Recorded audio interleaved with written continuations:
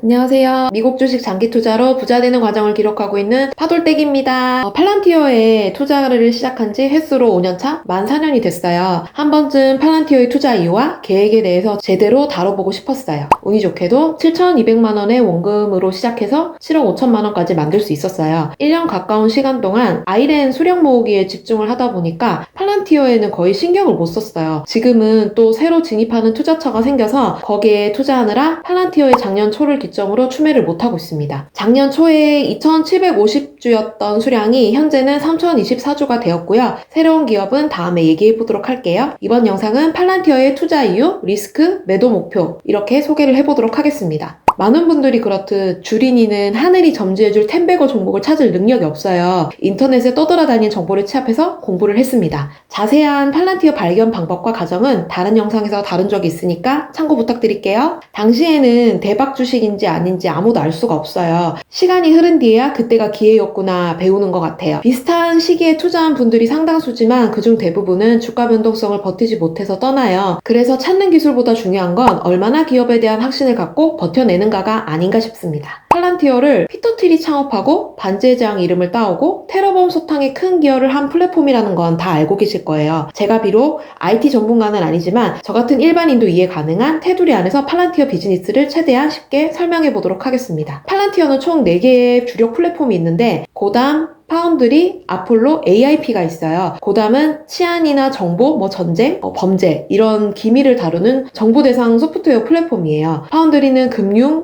병원, 자동차나 항공, 또 유통, 제조, 에너지 그 어떤 산업을 막론하고 사용 가능한 민간 상업 분야 플랫폼이에요. 아폴로는 기업과 정부가 고담과 파운드리를 다양한 환경에서 컨트롤할 수 있도록 돕는 운영체제이고요. AIP는 쉽게 말해서 챗 GPT나 제미나이 같은 거대 언어 모델이에요. 파운드리와 고담에 결합해서 사용합니다. 보통 회사가 재무랑 회계, 영업, 인사, 물류, 예산 등 각 부서가 따로 플레이를 하잖아요. 팔란티어의 역할은 기업의 모든 흩어진 데이터를 하나로 묶어가지고 경영진이 우리 회사 상황을 한눈에 확인을 할 수 있어요. 특정 문제가 발생했을 때 여기서 파생되는 수많은 원인을 찾아서 정확히 문제를 딱 정의를 하고 현실적으로 실행 가능한 해결책을 제시를 합니다. 이런 원인을 분석할 수 있는 이유가 온톨로지 때문인데요. 온톨로지란 팔란티어의 입장에서 얘기하면 기계가 이해할 수 있는 방식으로 세상을 정의한 거예요. 자동차, 직원, 고객, 부품 이런 객체를 하나하나 정의를 하고요. 객체들이 가진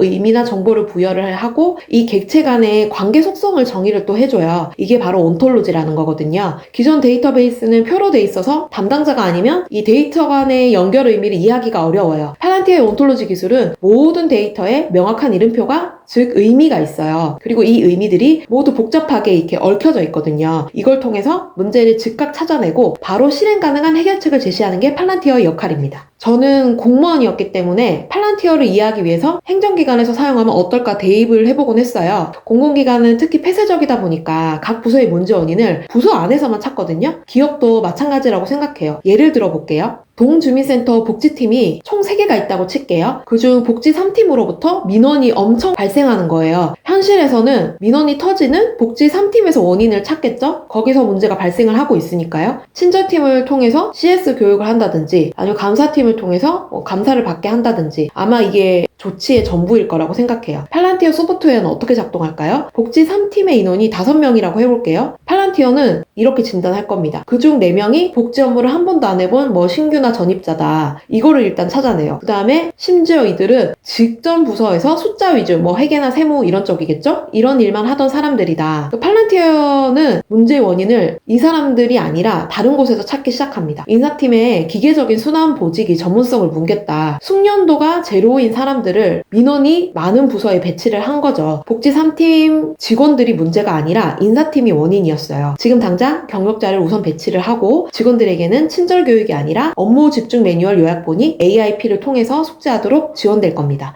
이처럼 전혀 다른 부서의 데이터를 엮어가지고 답을 줘요. 모든 부서의 데이터가 하나의 유기체처럼 돌아가게 하는 거. 이게 팔란티어의 역할입니다. 아마도 실제 상황은 이것보다 훨씬 변수도 많고 문제도 복잡할 거예요. 저는 최대한 이해하기 쉽게 예시를 든 거니까 참고만 이해만 해주세요. 어쨌든 이런 플랫폼 도구는 한번 데이터가 쌓이기 시작하면은 사용을 멈출 수가 없어요. 바꿀 수가 없다는 거죠. 이런 걸 할 수 있는 건 세계에서 팔란티어가 유일무이하다. 처음에 소프트웨어랑 플랫폼의 차이를 몰랐는데 소프트웨어는 도구예요. 뭐 포토샵이나 일러스트레이터, 엑셀, 워드 이런 것처럼 특정 목적을 위해서 만들어진 뭔가 단품 도구 툴 이런 거예요. 근데 플랫폼은 모든 데이터가 흐르고 또 결정이 내려지는 그런 장소 같은 거예요. 플랫폼이 소프트웨어보다 훨씬 상위 개념입니다. 이 플랫폼의 특징이 데이터가 가공되고 지식이 축적되면서 그 플랫폼 자체가 더 똑똑해지는 거예요. 문제는 끝이 없을 거고 온톨로지 체계 안에서 수많은 데이터가 쌓이면서 다른 방식으로 해결이 될 거예요. 여기에 락인 효과가 생기는데요. 한번 쓰기 시작하면 이 온톨로지 기술로 묶인 데이터를 다른 데로 옮길 수가 없어요. 옮겨도 아마 다른 회사는 사용할 수 없을 겁니다. 팔란티어 기술을 사용하기 시작하면 이 사용자의 의존도가 높아져가지고 더 이상 예전에 엑셀이나 워드로 다시 노가다를 한다? 그렇게 돌아가고 싶진 않을 거예요. 팔란티어 철학도 유명하죠. 서구 민주주의의 가치를 공유하는 국가와 기업에만 팔란티어 소프트웨어를 제공하는 거예요. 알렉스 카퍼라는 CEO가 되게 특이해요. 자신의 주장이 강하다 보니까 또 정치적이기도 하고 그만큼 안티도 상당합니다. 그의 철학은 명확한데요. 소프트웨어는 정치적이고 도덕적이어야 한다. 돈만 준다고 누구나 사용 가능해서는 안 된다고 빅테크를 저격하기도 했어요. 여러분들이 아시는 것처럼 앞으로 AI가 인간의 삶에 엄청난 발전을 주겠지만 그와 동시에 또 일자리나 뭐 여러 가지 잃게 되는 것도 많아서 AI를 향한 대중들의 염려를 제3자 빅테크를 겨냥함으로써 팔란티어의 가치와 이미지를 역으로 높인 전략이 아닐까. 이거를 노린 건지 아닌 건지도 모르겠지만 어쨌든 팔란티어의 기술은 인간이 최선의 선택을 할 수 있도록 돕는 도구고 결정은 결국 인간이 하도록 한다. 인간을 대체하는 게 아닌 인간을 강화하는 AI 이 점을 계속 강조를 하고 있거든요. 실제로 현장이나 전쟁터에 직원들이 직접 나가서 기술이 잘 작동하는지를 본다는 점에서 현장을 중요시하는 그들의 가치관을 엿볼 수 있어요. 이런 거 보면 브랜딩을 참 잘하는 것 같아요. 브랜딩이란 거 모두가 좋아하는 게 아니라 소수의 팬을 만드는 것부터 시작하는 거잖아요. 시장에서 논의되고 있는 팔란티어 리스크에 대해서도 짚고 넘어가 볼게요. 고평가 논란은 제가 구글에 살 때도 계속 있었어요. 지금도 여전히 이익 대비 주가가 비싸서 큰 논란이 있는데요. 성장주, 특히 팔란티어처럼 고성장 기업의 PER을 기준으로 보면 사실 투자하기가 되게 힘든 기업이 맞아요. 하지만 지금 팔란티어는 성장 가속화 단계에 진입을 했고 3분기 매출 성장이 60% 이상이었죠. 특히 상업 부분이 전년 대비 120% 이상 성장을 했고요. 민간 기업을 기준으로 엄청난 상방이 열려있다고 생각을 하고 있습니다. PER보다는 성장주 판단할 때 쓰는 PEG를 보는 게 그나마 현실적인데 이것도 사실 고평가 구간이기는 해요. 근데 아직도 엄청난 성장 잠재력이 남아있다고 믿거든요. 실제로 PER은 줄어들고 있고요. 670까지도 갔던 이 애가 이젠 400배로 줄었잖아요. 고평가는 확실히 많다는 걸 저도 주주로서 인정을 합니다. 하지만 뭐 4년 전이나 지금이나 고평가 논란은 늘 있어 왔고 미래 주가 또한 장담은 할 수 없지만 그저 이 기업을 믿고 저는 가기로 결심을 했습니다. 한때 정부 개혁만 따온다고 해가지고 시장은 이 자체를 리스크로 봤어요. 정부 의존도가 높다는 거죠. 하지만 최근 상업 분야의 성장률을 보면은 이 말도 쏙 들어갔어요. 민간으로 확장 속도가 어마무시하다 보니까 언젠간 대부분의 기업들이 팔란티어 플랫폼을 기본 운영 체제로 채택하지 않을까. 저는 그런 날이 올 거라고 생각합니다. 빅테크가 지금 치고 올라온다? 이렇게 보시는 분들이 또 있어요. 저는 이쪽으로는 아직 멀었다고 좀 생각하는 편이에요. 단순한 이 AI 분석 플랫폼과는 차원이 달라요. 경쟁이 심각하다는 건 팔란티어를 전혀 모르는 사람이 하는 얘기라고 생각합니다. 겉으로 봤을 때는 데이터 분석 도구처럼 보여요. 하지만 팔란티어 같은 수준으로 문제 해결을 과연 할 수 있을까라는 의문이 좀 들고요. 빅테크의 분석 툴은요. 데이터 저장과 관리를 위한 것에서 시작된 거고 팔란티어는 현장의 문제 해결 이게 주 목적이기 때문에 시작점 자체가 아예 다릅니다. 그리고 온톨로지 구축에 20년을 쏟았는데 지금 아무리 AI가 발전했다고 해도 그걸 한순간에 구현할 수 있다고 생각하지 않아요. 팔란티어처럼 의사결정 도구보다는 읽고 정리하는 데이터에 가까울 거예요. 고로 경쟁자는 없다고 생각합니다.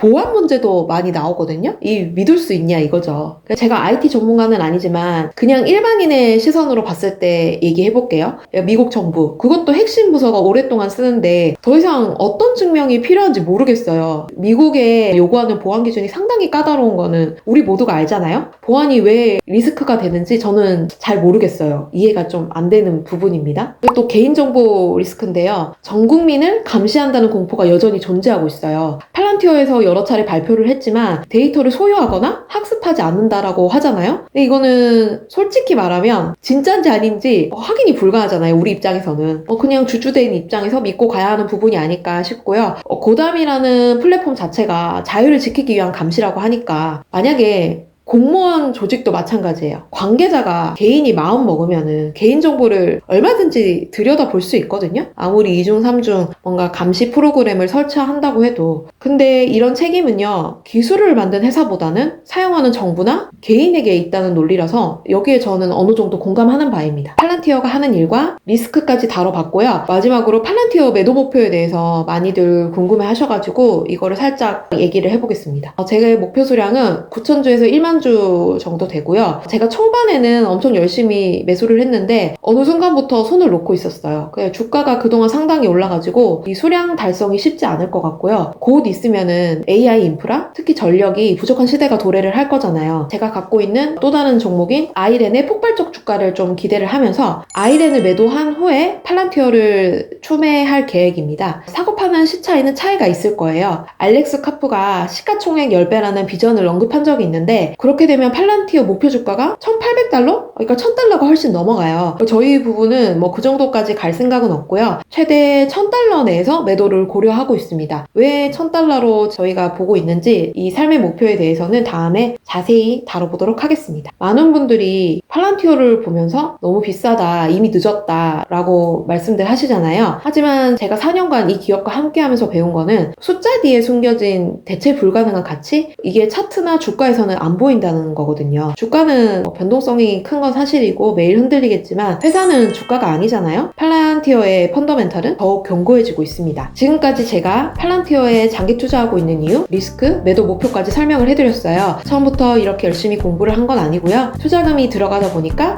자연스럽게 공부를 하게 됐습니다. 여러분은 저처럼 한 번에 몰빵하지 마시고 조금씩 투자를 해보시면서 성장주가 맞는지, 지수 투자가 맞는지, 변동성을 얼마나 버틸 수 있는지 투자 성향을 파악해 가시면서 전략을 세워가시면 좋겠어요. 지금은 제가 싱글벙글하지만 1년이 넘게 2,500만원까지 손실봤던 하락장에서 마음고생을 꽤 했었거든요. 제 경험이 여러분의 시행착오를 줄이는데 또 팔란티어 투자 과정에서 흔들리는 마음을 굳건히 하는데 조금이나마 도움이 되었으면 합니다. 다음에는 아이렌을 투자하는 이유에 대해서 찾아뵐게요. 성투!